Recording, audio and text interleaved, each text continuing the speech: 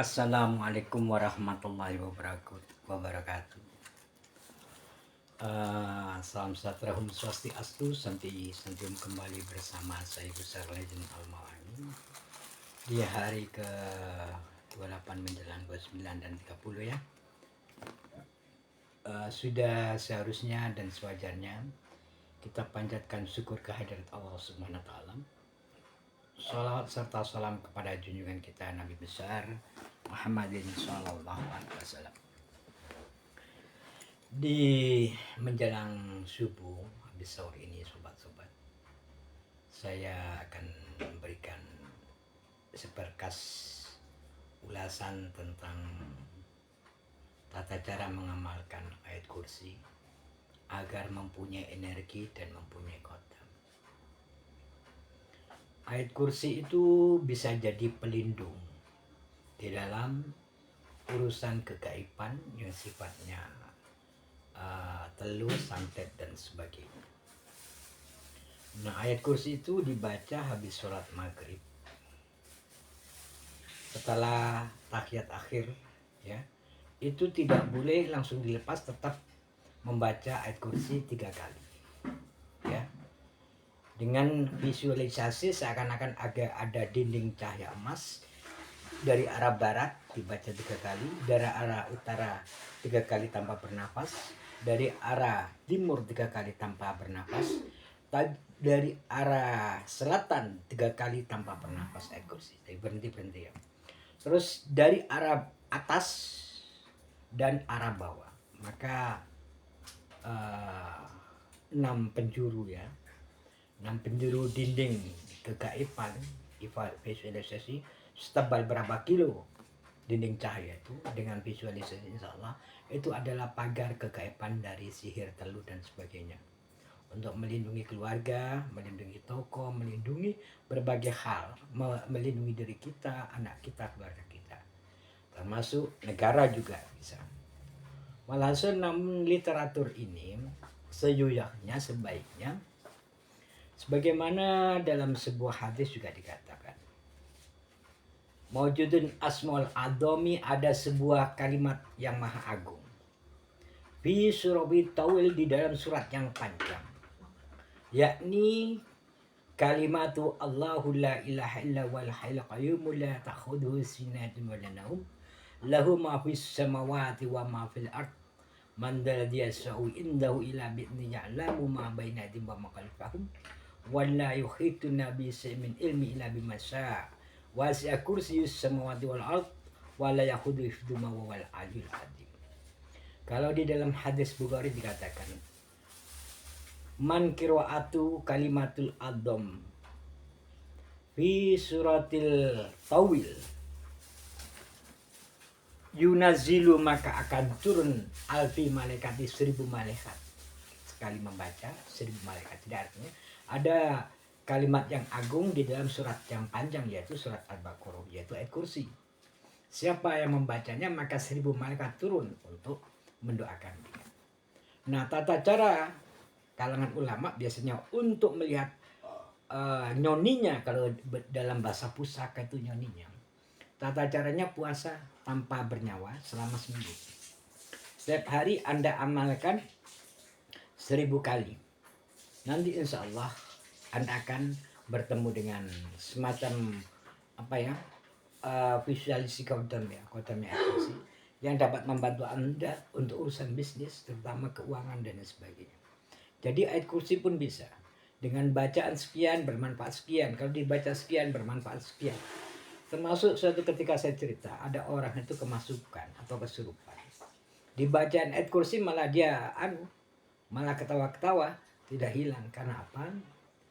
Karena mungkin yang membaca belum mempunyai energi untuk kalimat adham itu sendiri, yaitu bisurah tawil. Nah, kalau Bukhari kan jelas memang dia diajari oleh setan dulu.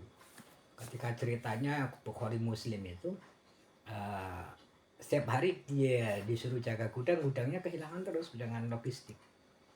Tapi ditangkap, selalu tangkap, pertama dilepaskan, yang kedua dilepaskan, dan yang ketiga ditangkap. Wahai Bukhari, bahasanya gitu ya, Eh, lepaskan saya, kamu saya ajari kalimat yang setan pun tidak akan datang kamu baca. Yaitu ayat kursi tersebut. Itu cerita sekelumit tentang ayat kursi dan manfaatnya. Oleh karena itu para sahabat-sahabat yang kalau mau mengamalkan, insya Allah Anda akan terlindungi. Kecuali satu ya, walaupun Anda alim, putra kiai, atau anak kiai, kalau Anda korupsi mungkin perlindungan dari Allah juga agak berat. Karena juga ada anak kiai, anak ulama yang korupsi, ponakan kiai, ponakan ulama yang korupsi. Ini yang duitnya, kalau bahasanya ya kasihan ulamanya, kasihan ini. Walaupun yang melakukan korupsi itu bukan ulama tersebut. Itu sahabat-sahabat. Ya semoga kita terhindar. Karena itu mungkin dia kegilapan. Sebaliknya kalau innallaha ghafurur rahim, Allah itu maha pengampun dan maha penyayang. Kalau korupsi itu diampuni ya, tapi dengan satu syarat, tobat, tidak melakukan lagi. Hartanya yang telah dibagikan mungkin buat dakwah dia, kalau dia anak kiai atau ponakannya kiai atau ulama lah ya, dikembalikan lagi supaya menjadi harta yang halal.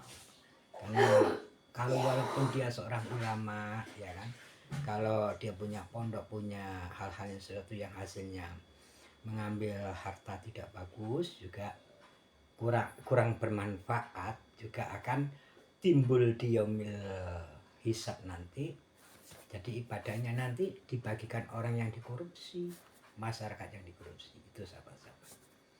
Ya saya tidak sebut namanya, pasti sahabat Jawa Timur, sahabat Jawa Tengah itu tahu semua, ya kan.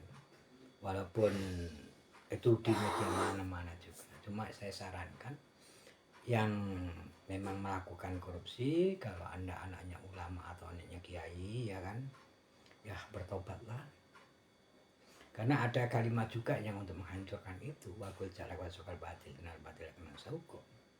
Nanti imbasnya bisa lumpuh dan sebagainya. Itu kalimat suci.